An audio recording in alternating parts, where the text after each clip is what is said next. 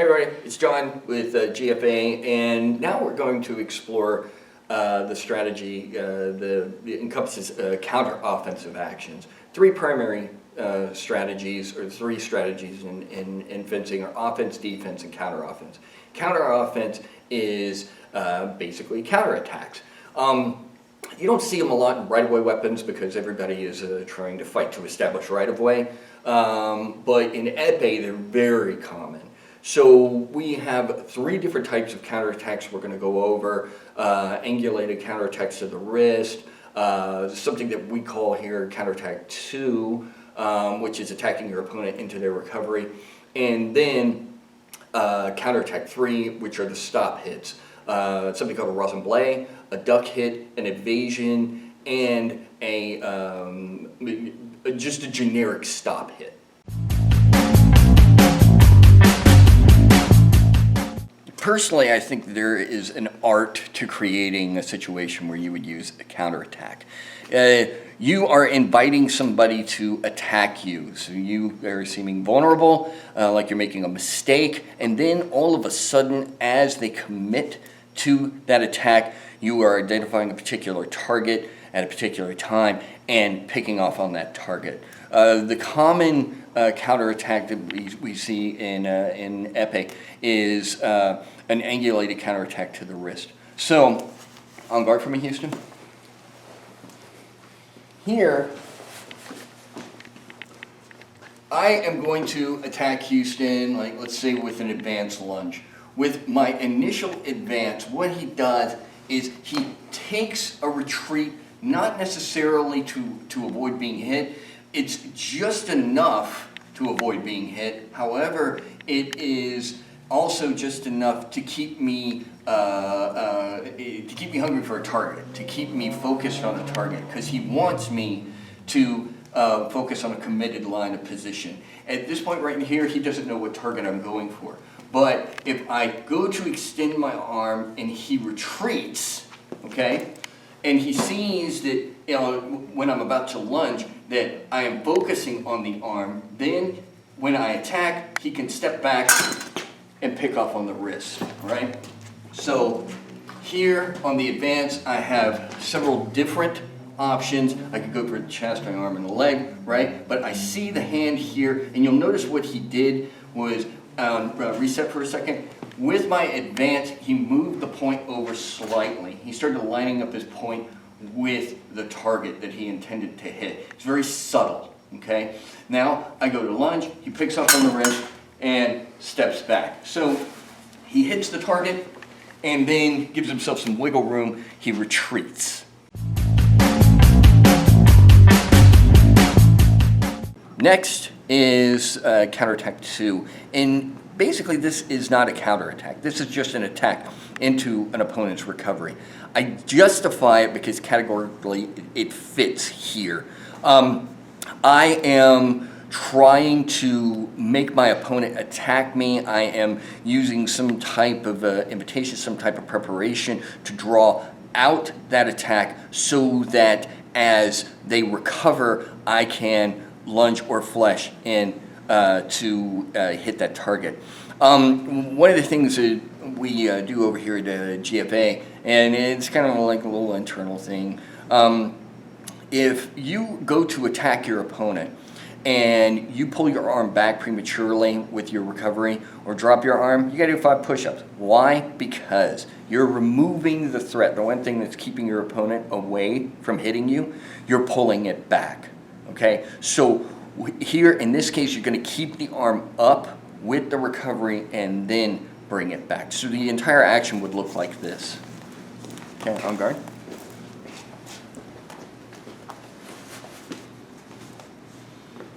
Okay, so we'll do counterattack 1 lead into counterattack 2. So here's the advance, he pulls the arm back. Okay, here is my lunge and he picks off on the wrist, right? Now, okay, I'm going to recover, dropping my arm, and Houston will hit me with that recovery on the lunge. Now, it's important that we hit with the recovery, not on the recovery. As I'm recovered, which, I mean, situationally, if they're not prepared when they recover, yeah, go ahead and hit them. But In this situation, if somebody's recovering from an attack, that's what they're focusing on, is recovering, right?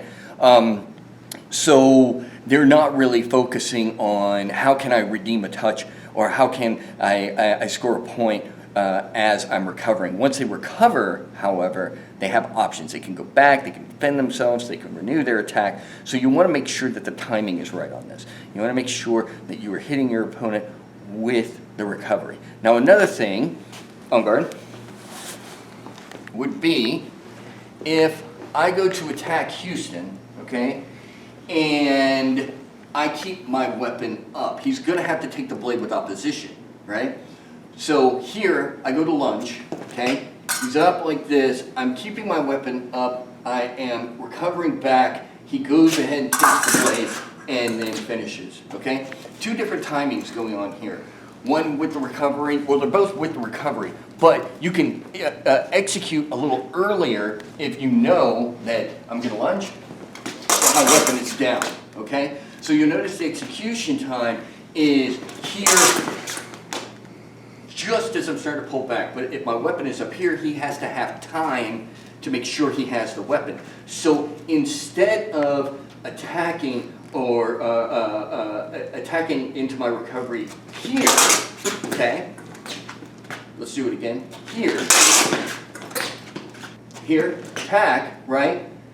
I'm coming back, and just as I finish my recovery, he's taking the blade, giving him time to make sure he has the weapon and displace the point, okay? One of the primary vehicles of delivery that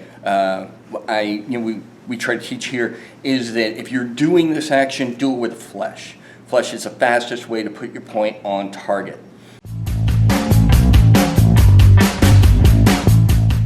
Okay, the next series of actions are the stop hits, and therefore that we teach here. Just a random vanilla stop hit, a duck hit, a rosin play, and an evasion. Like I said, in the right-of-way weapons, they're not as common, and they're kind of like one-dimensional.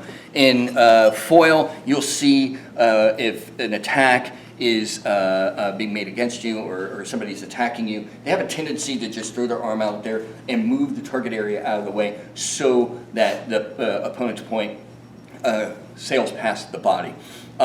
In saber, where we have the attack, they'll do something called a sky hook or just step back, counter attack to the arm and back up.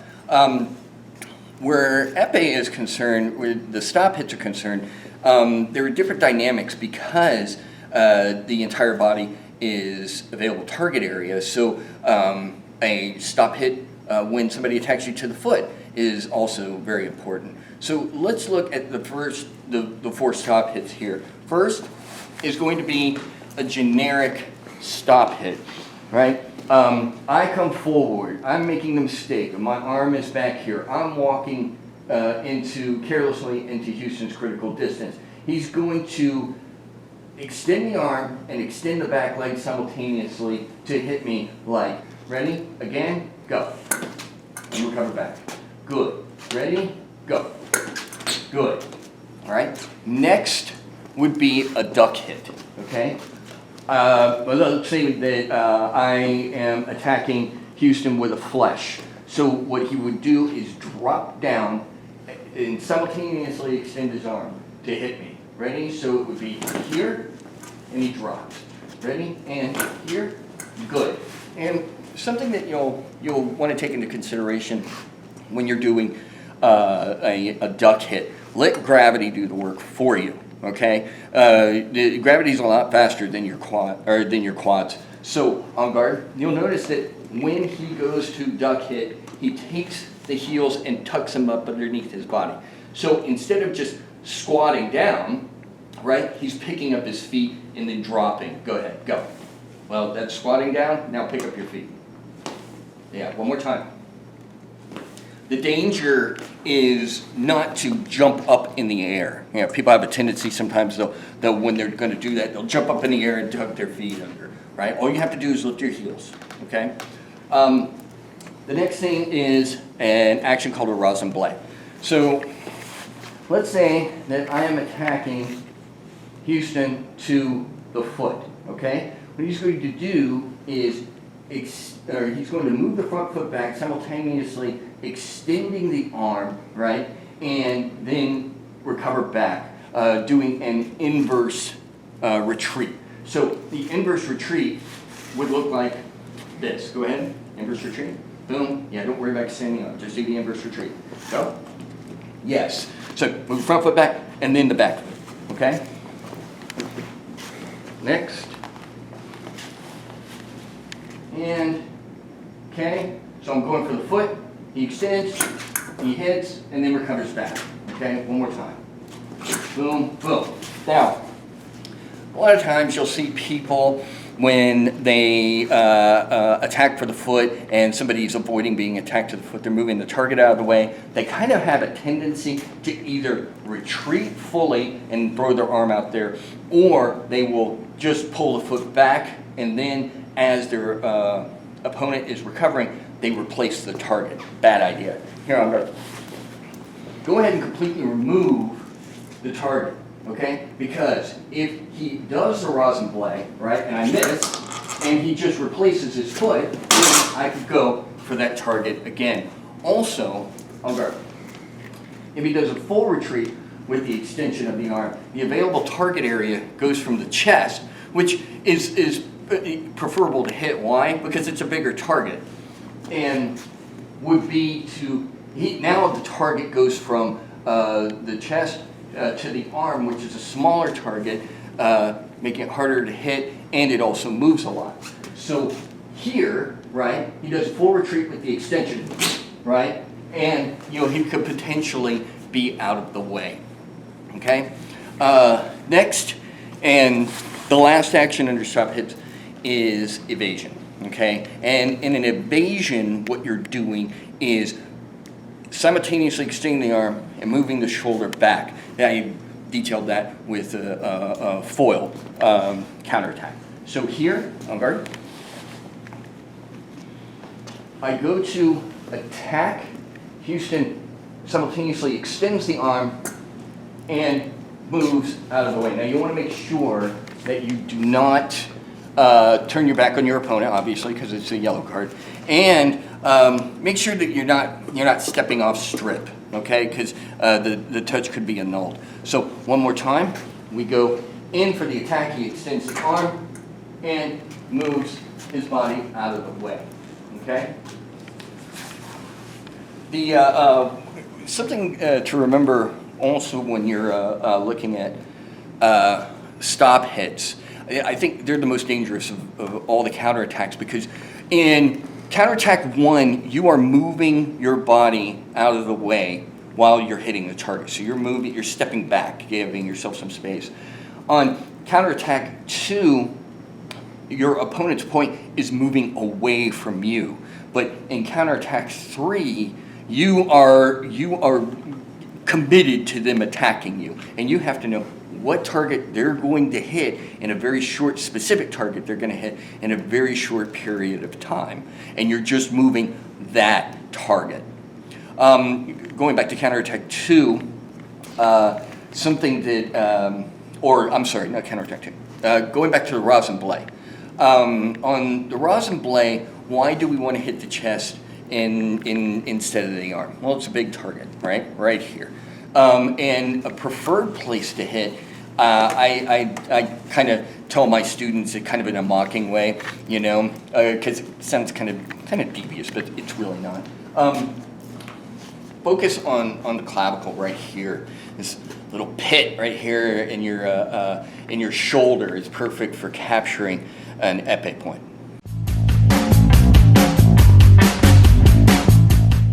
So that was counter-offensive strategies and basically the end of the series. Hopefully all of these videos are helpful. Again, use them when you're not able to go to the gym or you're not able to go to your fencing club, and keep on reviewing them. For GFA students, if you're having problems or you're having trouble passing one of the skill sets on the test, this is a great way to refresh and take a lesson before you come in and test out. I'd like to thank Houston Fullerton for demonstrating today these series of actions, as well as Lindsay Wagner and Matthew Brown, who was our cameraman and editor. Also, again, heaps of thanks to Alan Evans, who is the author of the Coaches Compendium. Check out his website. And a huge shout out to Michael Marks with Marks Fencing, which I have borrowed from him over the years. He's a great coach. He's a coach's coach. If you get a chance, check out some of his videos, and or if you're a fencer, if you're up in Concord, Massachusetts, stop by his gym. Again, thanks for subscribing, and thanks for watching the videos, and hopefully we'll have another video for you soon.